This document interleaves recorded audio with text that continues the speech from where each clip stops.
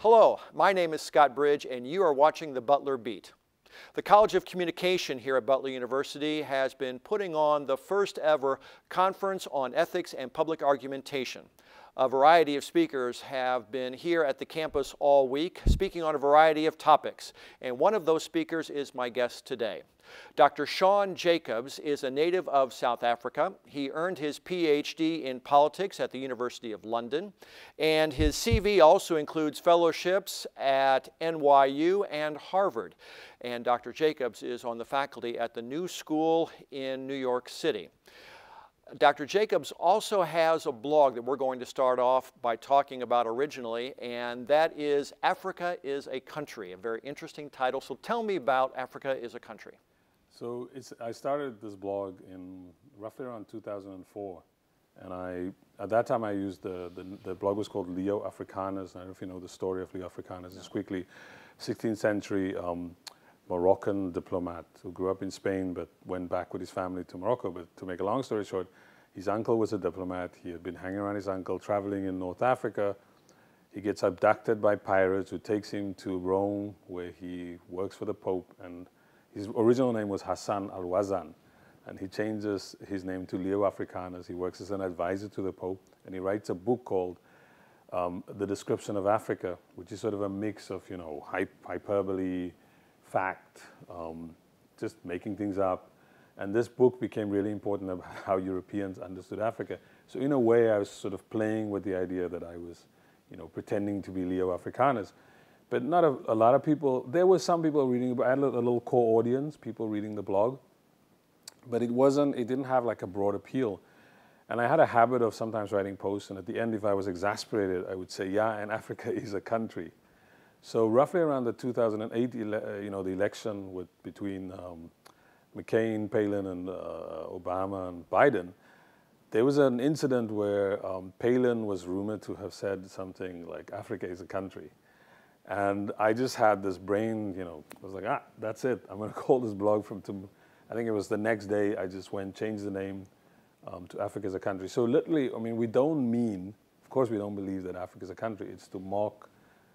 Whereas at the same time also, and if people want to read about it, there's a description on the blog that goes into this at length. That it's both to sort of lampoon and mock kind of terrible, decontextualized reporting, writing about Africa, but also in some sense, I think we're also trying to create a community of people that belong to if you want, a country. So often we will declare somebody an honorary citizen of this country if you've done really good writing, or if it's an historical figure that we identify with, we will declare them, a resident of this country. And some of the bloggers, they refer to me mockingly as the life president of this country. Yeah. Now, referring to Africa as a country as a blog is almost like calling the Huffington Post a blog.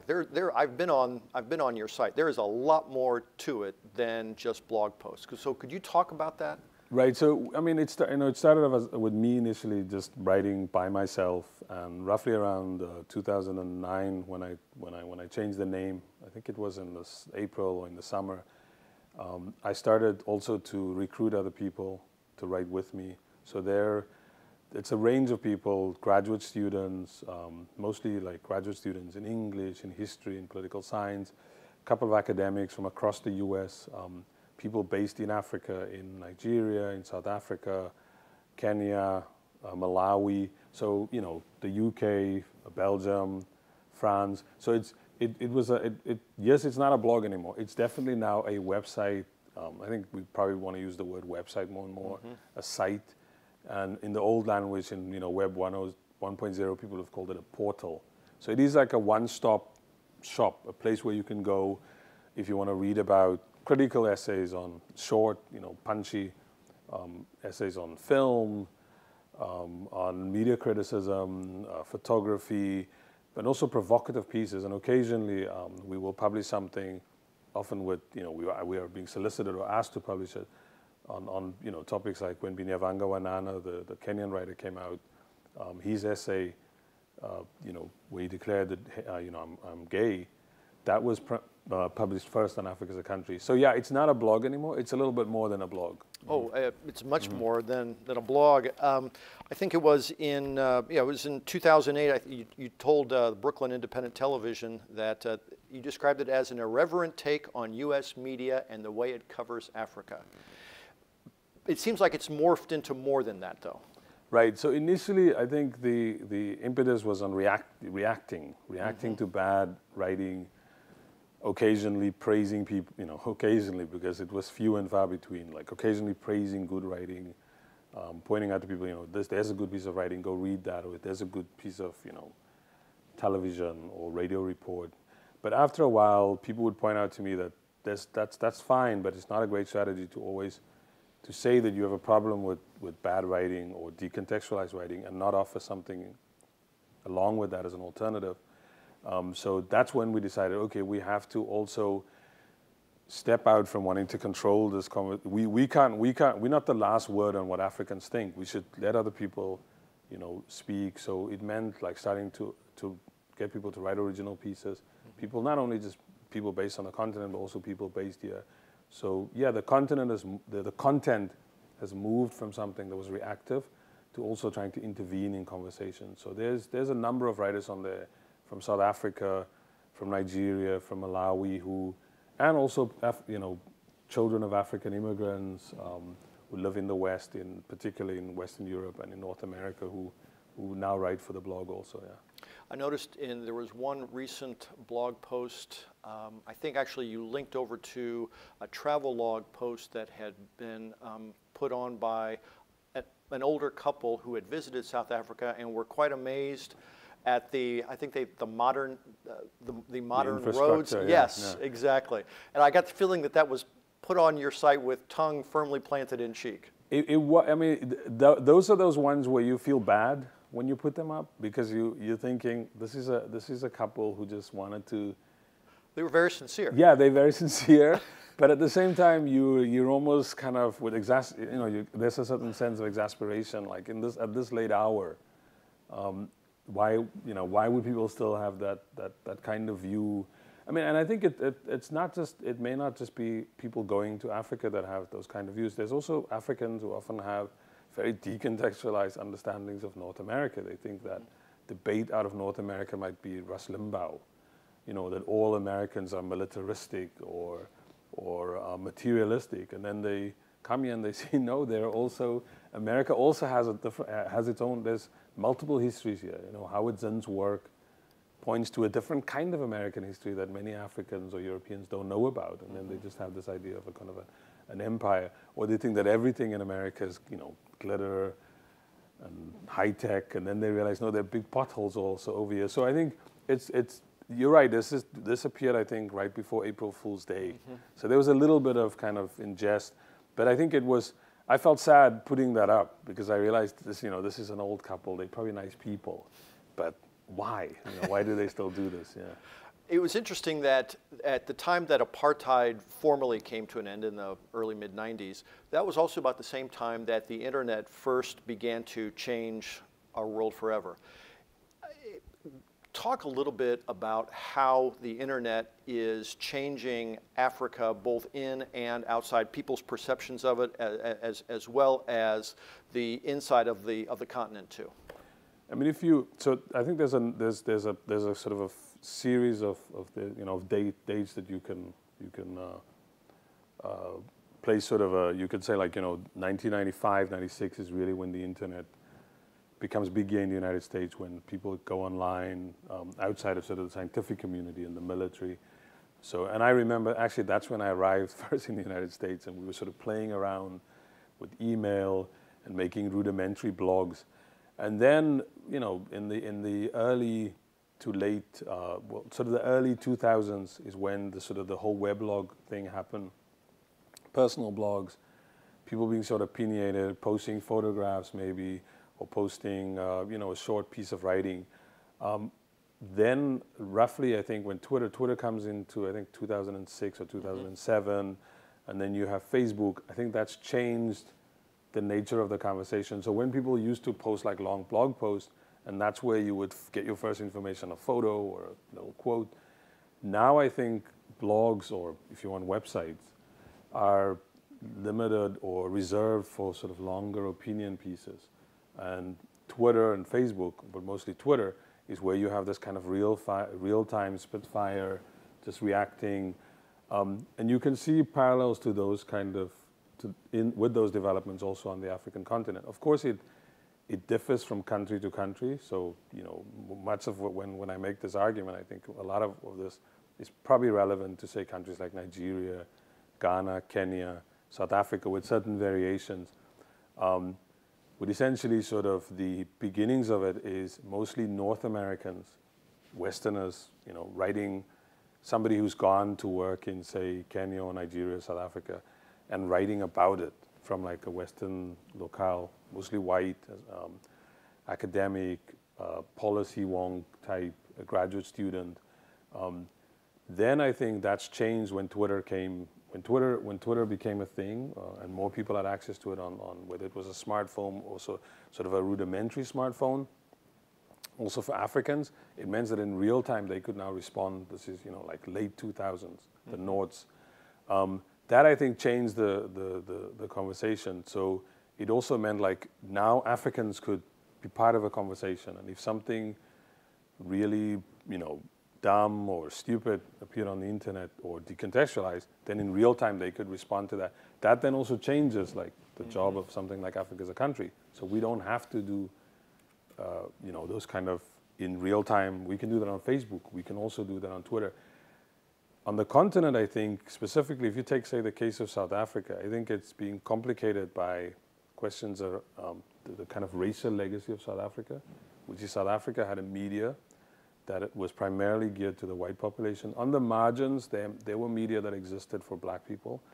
The end of apartheid meant that that media that catered for white people had to now cater for everybody in South Africa. I don't think they've done that successfully. I think they're struggling with how to make that work. And I think initially, and to some extent still, they're sort of very much written from a perspective of loss and kind of anxiety about the end of apartheid and the position of whites in South Africa after apartheid. But it also meant that black people also had to figure out how to be assertive and how to write about a country that was transitioning from, you know, 300 years of kind of laws, social systems, intellectual, the way the country was governed, not just the structures, but also the thinking, and trying to imagine a new place. And I think that's what's playing out in the internet. You could probably say the same for places like Nigeria and other West African countries, where they come out of sometimes dictatorships in the 1980s, democratization in the 90s. So when the internet basically happens when they also have to get used, you know, to new conditions of talking openly, being critical, being irreverent, being on the spot. And I think what you now get is that all of this, it's like a perfect storm that comes together, and you see both good and bad. You see both, you know, certain elites controlling those spaces, but you're also seeing those spaces being democratized, yeah. But the percentage of people in the continent who can take advantage of the internet is still, I mean, shockingly small. I think it's 15.6% of the population on the continent of Africa use the internet, which is far, far behind the rest of the world. So talk a little bit about the challenge of getting as much of the continent wired as possible. There are efforts now. I think I heard that Facebook wants to figure out a way, and again, we have to, you know, debate their motives also. I mean, it's a business decision, where they've said that they want to use drones to wire the places, you know, the continent. I mean, it'd be interesting to watch that ahead. But cell phone technology, I think, is probably where the most interesting things are happening, where more Africans are kind of bypassing the personal computer, the laptop phase, and just moving straight to cell phones. More people are on, you know, most of the people that access Twitter or Facebook are doing so online. So if you're looking at online debates on Twitter, the debates that emanate from Africa, even if they're debating with people in the West, they don't often put a link in a story, in a Twitter post. It's mostly just kind of back and forth and argumentation, because they don't have They may not have the facility to put, not all phones may not have the facility to put in a link. But you're right, it's very much still an elite, people living in cities. Talk about the diversity of people, because it has to be quite limited. No, it's quite limited. It's very much limited to people who work if you're working in the government, and you'll notice that people are tweeting during office hours, because that's when they have internet. When most people get a phone that they use on what they call pay-as-you-go, so they buy minutes. Why would you want to spend your minutes on tweeting or being on Facebook? Because that's kind of a luxury.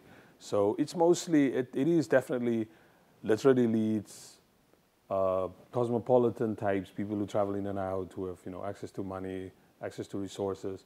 So it does mean that you have a very skewed debate about a political, one or other political event. And you see this in South Africa. You see it like where a lot of the as I said, the sort of like arguing about loss, arguing about anxiety, about a place that I think is much more interesting and much more complicated, and that's trying to forge a new kind of country. So you have people, still mostly whites, who are not happy or not uncomfortable or struggling with the new conditions. So that will be reflected online, I think, when a story breaks.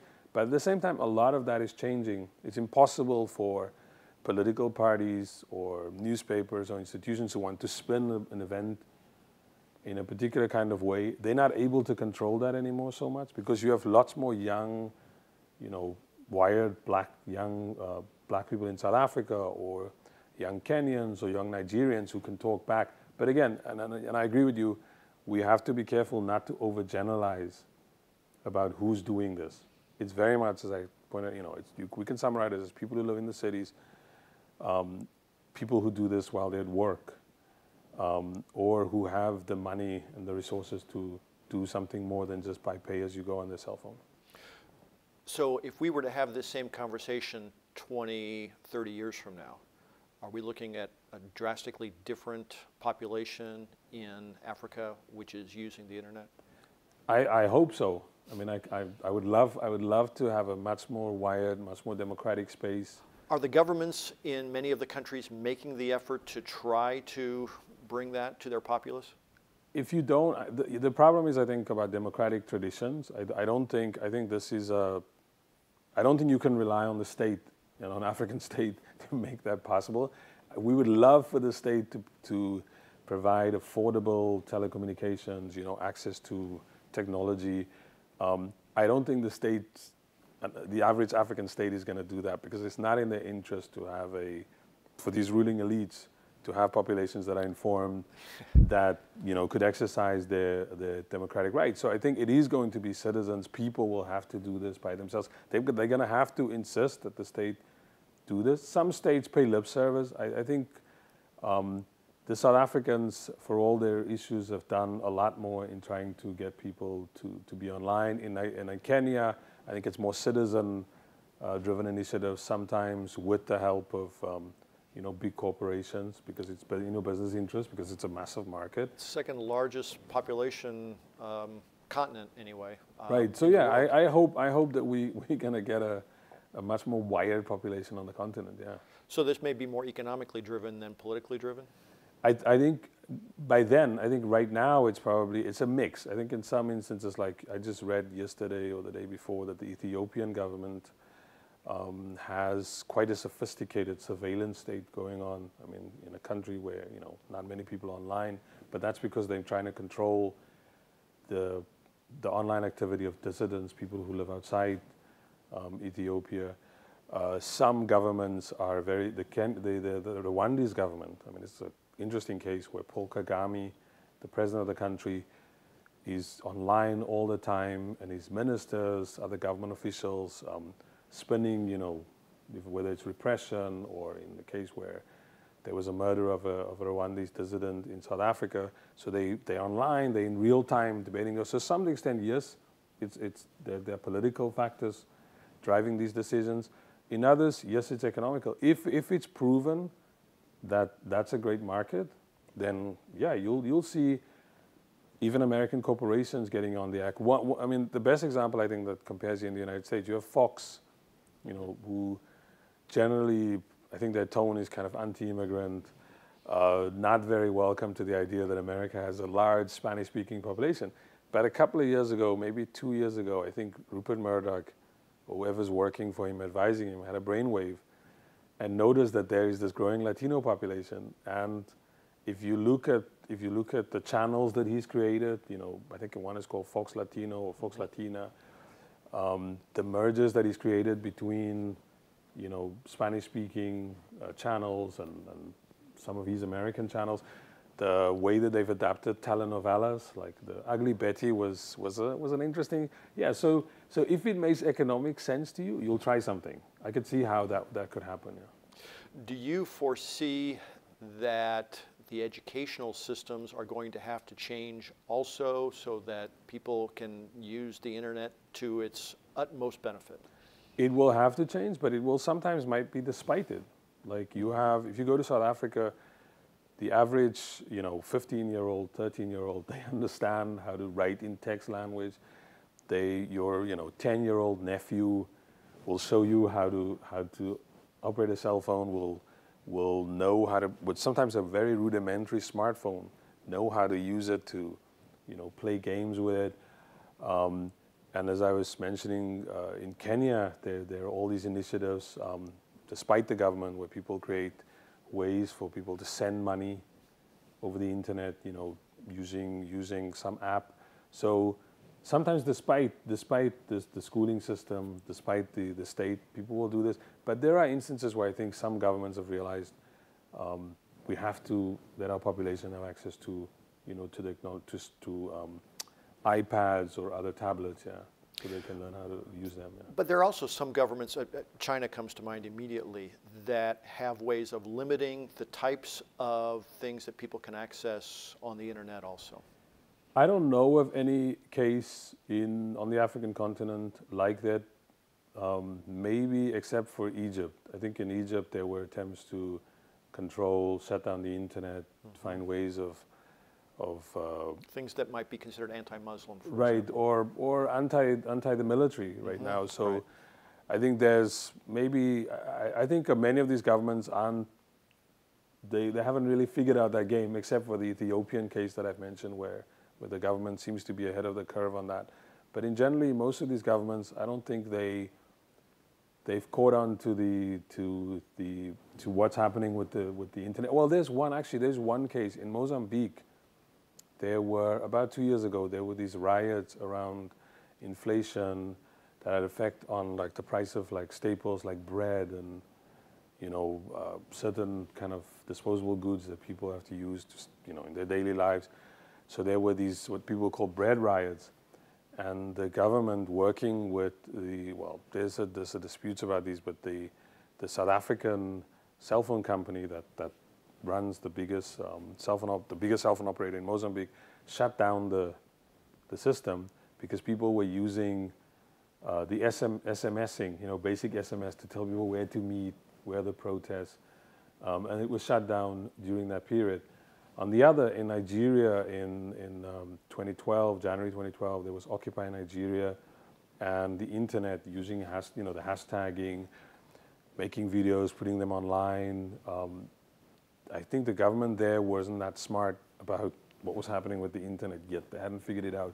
In Egypt, they shut down the internet for a couple of days, but that also showed that you don't necessarily need the internet to organize, because there are other vehicles or forms of organization that is not online. So yes and no. I think some governments in Africa, they're not as, I don't want to use, because it's not sophisticated.